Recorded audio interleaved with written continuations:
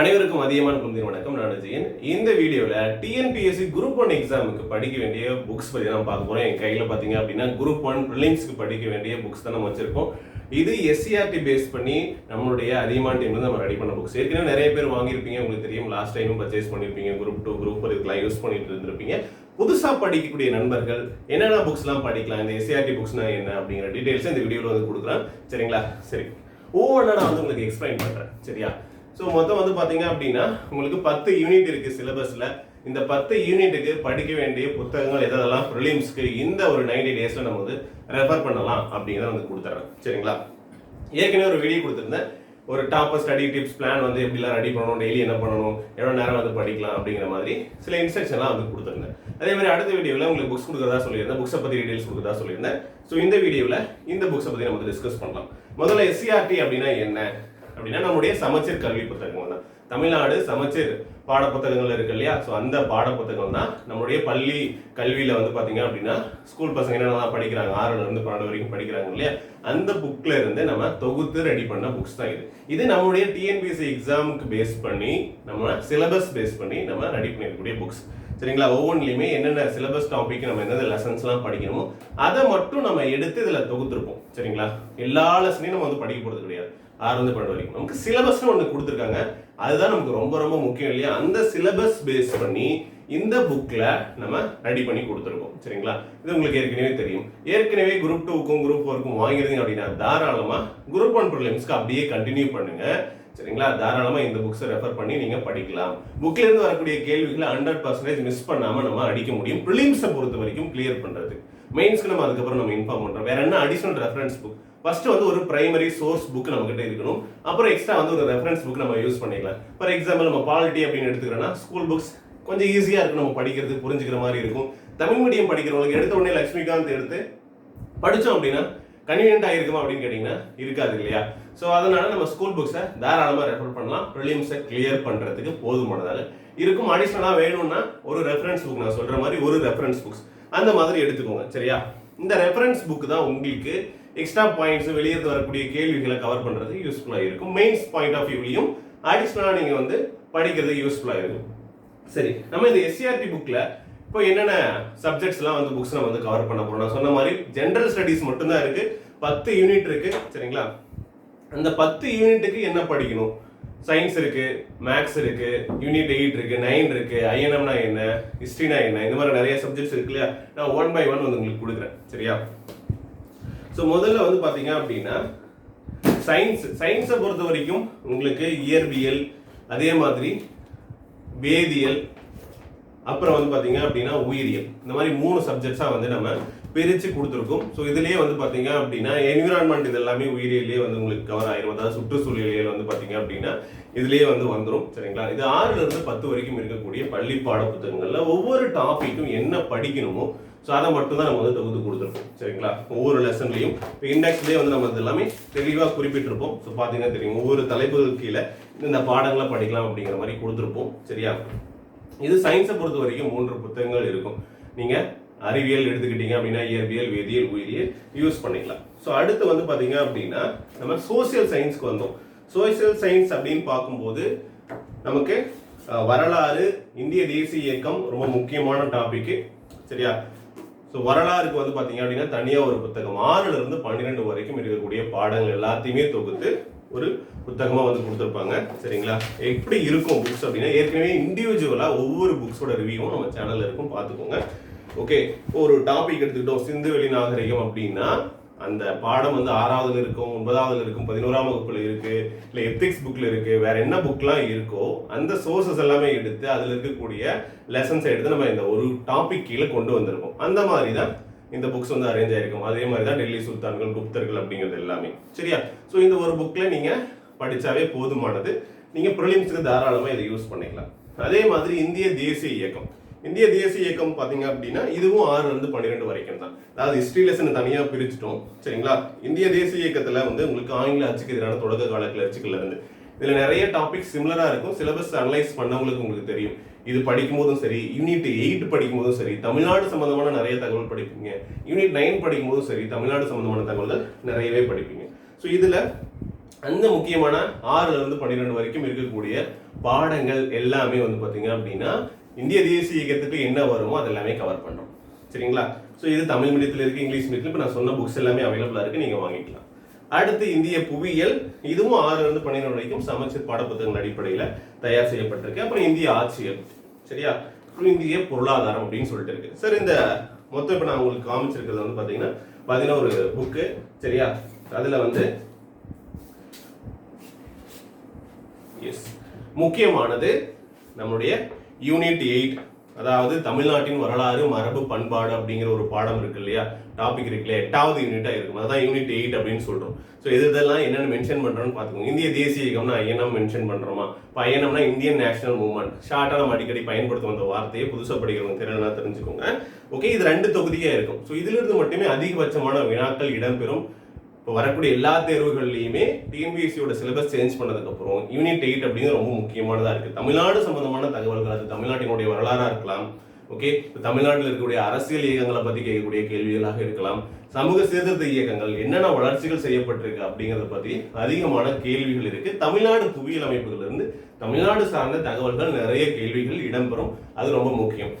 So அதுக்கு படிக்க வேண்டியதுக்காக தனித்தனியாக திருக்குறளும் சரி, தமிழ்நாட்டினுடைய சமுதாய வரலாறு, தொல்லியல் கண்டுபிடிப்புகள், அதே மாதிரி விடுதலை போராட்டத்தில் தமிழ்நாட்டினுடைய பங்கு என்ன, ஸோ இந்த டாபிக் எல்லாமே இந்த 2 வால்யூம்ல உங்களுக்கு கவர் ஆகும். சரிங்களா? இது எல்லாமே புக்ஸ் பேஸ் பண்ணி நம்ம எடுத்துருக்கக்கூடியது தான். சரிங்களா? ஸோ நமக்கு அல்டிமேட் சோர்ஸ் அதை நம்ம எடுத்துருக்கோம். இது இல்லாமல் வெளியே எக்ஸ்ட்ரா தமிழ்நாடு வரலாறுக்கு வேற ஆத்தர்ஸ் எல்லாம் வந்து புக்ஸ் எழுதியிருப்பாங்க. அதெல்லாம் ரெஃபரன்ஸ் புக் எக்ஸ்ட்ரா, இதெல்லாம் படிச்சுட்டீங்க, உங்களுக்கு இன்னொரு சோர்ஸ் புக் தேவைப்படுது, ரெஃபரன்ஸ்க்கு தேவைப்படுது அப்படின்னா அதெல்லாம் போகலாம். சரியா?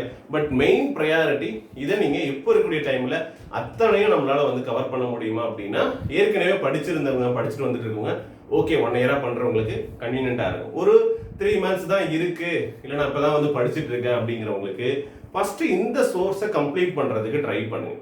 சரியா? இதுலயுமே முக்கியமானதை செலக்ட் பண்ணி படிங்க. பழைய கொஸ்டின் பேப்பர் எடுத்து எந்தெந்த ஏரியாவில் அதிகமான கொஸ்டின்ஸ் வந்து ரைஸ் ஆகுது அப்படின்னு சொல்லிட்டு பாருங்க. சரியா?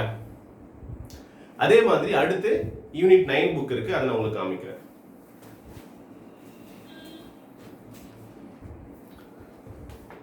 ஸோ இது வந்து யூனிட் 9, அதாவது தமிழகத்தில் வளர்ச்சி நிர்வாகம் அப்படிங்கிற ஒரு யூனிட். சரிங்களா? இதுல முக்கியமா தமிழ்நாட்டினுடைய மனிதவள மேம்பாட்டு குறியீடுகளா இருக்கலாம், அரசியல் கட்சிகள், அவங்களுடைய நலத்திட்டங்கள் என்ன இருக்கு, சமூக நீதி, புவியியல் கூறுகள், கல்வி நலவாழ்வுகள் என்னெல்லாம் இருக்கு, மின்னாளர்கள் என்னவோ அந்த டாபிக் ரிலேட்டான வரக்கூடிய தகவல்கள் இதுல இருக்கும். ஸோ இது வந்து சில பாடப்பகுதிகள் நம்ம பள்ளி பாடப்புத்தகத்தில் இருக்கும். மீதி எல்லாமே வந்து பாத்தீங்கன்னா கவர்மெண்டுடைய பாலிசி நோட்ஸ் ரெஃபர் பண்ணி தான் நீங்க படிப்பீங்க. ஓகேங்களா? முக்கியமா கல்வி சம்பந்தமாக இருக்கக்கூடிய அந்த டிபார்ட்மெண்ட், அந்த பள்ளி கல்வித்துறையோ உயர்கல்வித்துறையோ என்ன ஒரு பாலிசி நோட், கொள்கை விளக்க குறிப்பு அப்படின்னு சொல்லுவாங்க. ஸோ அது ரிலீஸ் பண்ணக்கூடிய முக்கியமான தகவல்கள். அது மட்டும் இல்லாம சுகாதாரம் சம்பந்தமான சுகாதாரத்துறை, குடும்ப நலத்துறை, அது ரிலேட் பண்ணக்கூடிய பாலிசி நோட்டு நம்ம இதெல்லாம் எடுத்து தான் படிப்போம். சமூக நலம், சரியா? ஸோ இந்த பாலிசி நோட் முக்கியமா நம்ம கவர்மெண்டோடைய பாலிசி நோட்ல இருந்து எடுத்து படிப்போம். ஸோ அதுல இருந்து இம்பார்ட்டன்டா என்ன தேவையோ அதை எடுத்து இதில் கொடுத்துருக்கோம். சரிங்களா? ஸோ அதே மாதிரி இப்போ கொடுத்துருக்கிறது இல்லாம எக்ஸாம் நடக்கிறதுக்கு முன்னாடி ஏதாவது ஒரு வேலை அப்டேட் பண்ணியிருந்தாங்கன்னா ஸோ அதை பிடிஎஃப்ல நம்ம வந்து ரெஃபர் பண்ணிக்கலாம். ஸோ முழுக்க இந்த டாபிக் எல்லாமே கவர் பண்ணியிருக்கக்கூடியதான் இந்த புக்ஸ். முக்கியமான ஸ்கீம்ஸ் என்ன, மற்ற டாபிக்ஸ் ஓரியன்டா இருக்கக்கூடிய எல்லா தகவல்களும் இதில் கவர் ஆகிடும். தமிழகம் சம்பந்தமாக, புவியியல் கூறுகள் சம்பந்தமாகவும், கல்வி சம்பந்தமாகவும், மின்னாளர்கள் சம்பந்தமாக வரக்கூடிய அந்த சப்ஜெக்ட்ஸுக்கு தனியாக ஒரு புக் இருக்கு. சரியா? இது பள்ளி பாடப்புத்தகம் இல்லாம எக்ஸ்ட்ராவும் நம்ம வெளியில இருந்து எடுத்து இந்த மாதிரி கொள்கைகளை விளக்க குறிப்புகள்லாம் எடுத்து நம்ம ரெடி பண்ணிருக்கக்கூடிய புக்ஸ் தான் இது. சரியா? ஸோ இது தாராளமா நீங்க யூனிட் 9க்கு ரெஃபர் பண்ணலாம். இது இல்லாம உங்களுக்கு அப்டேட்டடா டெய்லி நியூஸ் பேப்பர்ஸ் வந்து படிக்கணும். முக்கியமா வந்து பாத்தீங்க அப்படின்னா இந்த யூனிட் 9 மற்றதெல்லாம் வந்து படிக்கும்போது என்ன அப்படின்னா, கவர்மெண்ட் வந்து புதுசா ஸ்கீம்ஸ் வந்து ரிலீஸ் பண்ணிட்டே இருப்பாங்க. இப்போ இந்த 1 இயர்ல, 6 மாசத்துல, இந்த 3 மாசத்துல ஏதாவது அப்டேட் பண்ணியிருந்தாங்க அப்படின்னா அந்த தகவல்களையும் நீங்க கூடுதலாக பார்க்க வேண்டியது இருக்கும். அவ்வளவுதான். சரியா? அது ரெகுலரான நியூஸ் பேப்பர் படிச்சீங்கன்னா கரண்ட் அஃபேர்ஸ் கூட உங்களுக்கு யூஸ் ஆகும், இந்த யூனிட் 9க்கு உங்களுக்கு யூஸ் ஆகும், மெயின்ஸ் படிக்கிறதுக்கும் யூஸ் ஆகிடும். அதனால கரண்ட் அஃபேர்ஸை பொறுத்த வரைக்கும் படிக்கும் போதே இந்த டாபிக்லாம் இந்த சப்ஜெக்ட்ஸ்க்கும் கவர் ஆகிற மாதிரி நீங்க படிச்சுட்டு தான் வருவீங்க. ஓகே, அதனால உங்களுக்கு தாராளமாக பிலிம்ஸ்க்கு யூஸ் ஆகும், மெயின்ஸுக்கும் யூஸ் ஆகிற மாதிரி தான் இருக்கும். சரிங்களா? இப்போ நான் சொல்லியிருக்கக்கூடிய புக்ஸ் வந்து பார்த்தீங்க அப்படின்னா சயின்ஸ்க்கு உங்களுக்கு வந்து 3 புக் வந்து சொல்லியிருக்கேன். அது மட்டும் இல்லாமல் வரலாறு, அப்புறம் இந்திய தேசிய இயக்கம், இந்திய புவியியல், இந்திய பொருளாதாரம், இந்திய ஆட்சியல் அப்படின்னு சொல்லியிருக்கேன். இந்த சோசியல் சயின்ஸ்ல வரக்கூடிய 5 புத்தகங்களும் 6ல இருந்து 12 வரைக்கும் இருக்கக்கூடிய பாட புத்தகங்களை பேஸ் பண்ணியும் இந்த புத்தகங்கள் யூனிட் 8, 9 சிலபஸ்க்கு தேவையான பாடங்களை வந்து நம்முடைய பள்ளி கல்வித்துறை வெளியிட்டிருக்கக்கூடிய அந்த புத்தகங்கள்ல இருந்து எங்கெங்கெல்லாம் நமக்கு தேவையா இருக்கோ அந்த பாடங்களை எடுத்து உங்களுக்கு வந்து கொடுத்துருக்கோம். சரியா? ஸோ முழுக்க இது வந்து ஒரு கவர்மெண்ட் சோர்ஸை நம்ம ரெஃபர் பண்ணி தான் இருக்கும். ஸோ இதில் வந்து உங்களுக்கு எந்த டவுட்டும் வேணால் தாராளமாக வந்து படிக்கலாம். ஸோ பெரும்பாலான கேள்விகள் இதுலேயே வருது சார். 100% கொஸ்டின் இதுலேருந்து தான் வருமா அப்படின்னு கேட்டிங்கன்னா மேக்ஸிமம் பர்சன்டேஜ் கொஸ்டின்ஸ் வந்து இதுலேருந்து வரும். ஸோ அந்த கொஸ்டின்ஸ் எல்லாத்தையுமே, அதாவது நீங்கள் ஒரு கட் ஆஃபை கிளியர் பண்ணுறதுக்கு தேவையான கேள்விகள் இதுலேருந்து நிச்சயமாக இடம்பெறும். ஸோ இதை நல்லா படிச்சிருந்தீங்க அப்படின்னாவே அந்த கட் ஆஃபை ரீச் பண்ணிடலாம். அதுக்கப்புறம் தான் நீங்கள் படிக்கக்கூடிய நடப்பு நிகழ்வுகள் சம்பந்தமாகவோ வெளியில நீங்க வந்து பாத்தீங்க அப்படின்னா எக்ஸ்ட்ரா சோர்ஸ் புக் தேவைப்படும் போது அது உங்களுக்கு இப்போ டைம் இருக்குமா அப்படின்னு தெரியல. ஸோ அதை நீங்க படிக்கலாம். அதனால இதை தாராளமா ரெஃபர் பண்ணீங்க அப்படின்னா ப்ரிலிம்ஸை கிளியர் பண்ணிக்கலாம். இப்போ 1:20 அப்படிங்கிற ரேஷியோல தான் எடுக்க போறாங்க, உங்களுக்கே தெரியும். ஸோ இதுக்கு வந்து எல்லாத்தையும் படிக்கணுமா அப்படின்னா நான் ஏற்கனவே சொன்ன மாதிரி தான் சிலபஸ்ல வெயிட்டேஜ் அப்படின்னு ஒன்று இருக்கு. ஸோ எந்தெந்த டாபிக்லாம் வந்து நம்ம அதிக வெயிட்டேஜ் கொடுத்து படிக்கணும் அப்படின்னு ஒன்று இருக்கு இல்லையா? இப்போ குரூப் 1 ப்ரிலிம்ஸை பொறுத்த வரைக்கும் யூனிட் 8 ரொம்ப முக்கியமான டாபிக். அதையும் முதல்ல நல்லா படிக்கலாம். அதே மாதிரி வந்து பார்த்தீங்கன்னா யூனிட் 9 படிக்கலாம். ஓகேங்களா? அதிலும் அதிகமான கேள்விகள் வருது. தொடர்ந்து நடப்பு நிகழ்வுகள் சம்பந்தமாக படிக்கணும். ஏன்னா 200 கேள்விகள் இருக்கு. முழுக்க ஜிஎஸ் தான். இப்போ குரூப் 4 இந்த மாதிரியான தேர்வுகள்ல வெறும் 100 கேள்விகள், அதுல மேக்ஸ் 25 கேள்விகள் போயிடும். 75 கேள்விகள் தான் இருக்கும். இது அப்படி கிடையாது. மேக்ஸ் 25 தான். மீதி 175 கேள்விகள் வந்து பாத்தீங்க அப்படின்னா இந்த ஜெனரல் ஸ்டடிஸ் சப்ஜெக்ட்ஸ்ல இருந்தே வரப்போகுது. ஸோ இது எப்படி வந்து நீங்க வந்து 25 மேக்ஸ் வந்து 25க்கு 25 நீங்க கண்டிப்பா அச்சீவ் பண்றதுக்கு முயற்சி பண்ணணும். மேக்ஸிமம் எஃபர்ட் டெய்லியும் பிராக்டிஸ் பண்ணுங்க. நிறைய பிராக்டிஸ்க்கு வந்து கொஸ்டின்ஸ் வந்து நம்ம கொடுக்க போறோம். பிராக்டிஸ் பண்ணலாம். நம்முடைய சேனல்ல ஆல்ரெடி வந்திருக்கும். இனிமேலும் வந்து பாத்தீங்கன்னா அப்டேட் பண்ணுவாங்க. இல்லை தனியா உங்களுக்கு கோர்சஸ் வேணும்னாலும் நீங்க யூஸ் பண்ணிக்கோங்க. ஸோ மீதி இருக்கக்கூடிய 175ல நடப்பு நிகழ்வுகள் நீங்க கொஞ்சம் கேள்விகள் வரும். 20 வரலாம், 25 வரலாம். அது நம்ம அனலைஸ் பண்ணி தனியாக உங்களுக்கு வந்து கொடுக்குறோம். சரியா? ஸோ மீதி இருக்கக்கூடிய கேள்விகள் தான் இந்த யூனிட் எல்லாமே நம்ம சொன்னது. அதுலேயும் குறிப்பாக யூனிட் 8, 9 சரிங்களா? இதுல இருந்து அதிகமான கேள்விகள் 70 கேள்விகள் வரைக்கும் வருவதற்கான வாய்ப்புகள் இருக்கு. சரியா? இதை விட அதிகமாகவும் கேட்கலாம். சரியா? ஸோ 70 கேள்விகள் இந்த 2 சப்ஜெக்ட்ல இருந்து 2 யூனிட்ல இருந்து எங்களுக்கு வரும். இது இல்லாம பாலிட்டி அதிகமான கேள்விகள் 20 கேள்விகள் 25 கேள்விகள் வரைக்கும் கூட கேட்பதற்கான வாய்ப்புகள் இருக்கு. அதுக்கப்புறம் இந்திய தேசிய இயக்கமோ நீங்க வந்து ஹிஸ்டரியோ நீங்க உங்களுக்கு எது கன்வீனியன்டா இருக்கோ அந்த டாபிக்கை முதல்ல முடிக்கலாம். நம்ம கடைசிலேருந்து வாங்க. சயின்ஸ் படிக்கிறவங்க உங்களுக்கு நல்லா வரும்னா சயின்ஸ் பெரும்பாலும் அதிகமாக முதல்ல படிக்க போறது கிடையாது யாரும். முக்கியமாக மார்க் ப்ரிலிம்ஸை கிளியர் பண்றதுக்கு எந்த பாடங்கள் தேவையோ அதை தான் அவங்க வந்து ஃபோக்கஸ் பண்ணுவாங்க. யூனிட் 10 அப்படிங்கிறது ஆப்டிடியூட் இருக்கு இல்லையா, அதை பண்ணுவாங்க. சரியா? அதே மாதிரி யூனிட் 8 and 9 வந்து நல்லாவே ப்ரிப்பரேஷன் கொடுப்பாங்க. அடுத்து பாலிட்டி வந்து பாத்தீங்க அப்படின்னா கொஞ்சம் எளிமையா இருக்கும். ஆனால் ஒரு வாஸ்ட் சிலபஸ் நிறைய இருக்கும். அதுவும் படிக்கலாம். நிறைய கேள்விகள் இடம்பெறுது. அதனால கண்டிப்பா அதை டச் பண்ணி ஆகணும். ஓகே? ஸோ அதுக்கப்புறம் இந்திய தேசிய இயக்கமோ வரலாறும் நீங்க வந்து கண்டிப்பா படிப்பீங்க. புவியியல்லையும் நீங்க வந்து அதாவது பொருளாதாரத்திலையும் முக்கியமான 11th 12th பாடங்கள் என்ன முக்கியமாக இருக்கோ அதெல்லாம் வந்து நீங்க படிச்சு வச்சுக்கலாம். எல்லாத்தையும் படிக்கணும் அப்படிங்கிறது இல்லாம தேர்வு நோக்கில் என்னென்ன ஏரியாவில் வந்து அதிகமான கேள்விகள் வருதோ அந்த டாபிக் கண்டிப்பா நீங்க வந்து ரெஃபர் பண்ணீங்க அப்படின்னா போதுமானது. சரியா? ஸோ அது என்னென்ன ஒவ்வொரு பாடங்கள்லையும் எதெல்லாம் படிக்கலாம், நம்ம புக்ஸை யூஸ் பண்ணி எங்கெங்கெல்லாம் படிக்கலாம் அப்படிங்கிற வீடியோவும் நம்ம வந்து கொடுக்குறோம். அதாவது வேர் டு ஸ்டடி அப்படின்னு எடுத்துக்கலாம். இப்போ வரலாறுன்னு எடுத்துக்கிட்டீங்க, ஒரு டாபிக் இருக்கு, எங்க படிக்கலாம், எதெல்லாம் ரெஃபர் பண்ணலாம். ஸோ இந்த புக்ஸ் வச்சிருந்தாலும் சரி, வச்சிருந்தீங்கன்னா ஓகே, இல்லை அப்படின்னா எங்க ரெஃபர் பண்ணி படிக்கலாம் அப்படிங்கிற வீடியோஸும் நம்ம வரக்கூடிய வீடியோவில் வந்து கொடுக்குறோம். சரிங்களா? ஸோ ஒருவேளை உங்களுக்கு இந்த புக்ஸ் குரூப் 1க்கான புக்ஸ் இது எல்லாமே வேணும் அப்படின்னா சரியா 8681859181 அப்படிங்கிற நம்பருக்கு கான்டாக்ட் பண்ணுங்க. இந்த வீடியோ கீழே டிஸ்கிரிப்ஷன்ல இந்த டீடைல்ஸ் எல்லாமே வந்து நம்ம கொடுத்துருக்கோம். சரிங்களா? So contact number, website details எல்லாமே வந்து கொடுத்துருக்கோம். ஸோ நீங்கள் அதில் போயிட்டு ஆர்டர் பண்ணிக்கலாம். டிஸ்கிரிப்ஷனில் இருக்கும், நீங்கள் கான்டாக்ட் பண்ணி ஆர்டர் பண்ணிக்கலாம். இப்போ என்ன அப்படின்னா இந்த புக்ஸ் எல்லாமே உங்களுக்கு ஒரு பேக்கேஜாக வந்துடும். சரியா?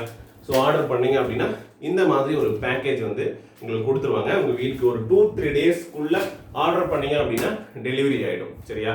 ஸோ இப்போ வந்து பார்த்தீங்கன்னா டெலிவரி காஸ்ட் இல்லாமல் 1 வீக்குக்கு, ஏற்கனவே 1 மந்த்தாக கொடுத்துட்டு இருந்தோம், இன்னும் 1 வீக்குக்கு மட்டும் வந்து பார்த்தீங்கன்னா இதை எக்ஸ்டெண்ட் பண்ணுறோம். யூஸ் பண்ணிக்கோங்க. அரௌண்ட் இந்த புக்ஸோட வெயிட் பார்த்தீங்க அப்படின்னா 8, 9, 10 kgs வரைக்கும் இருக்கலாம்.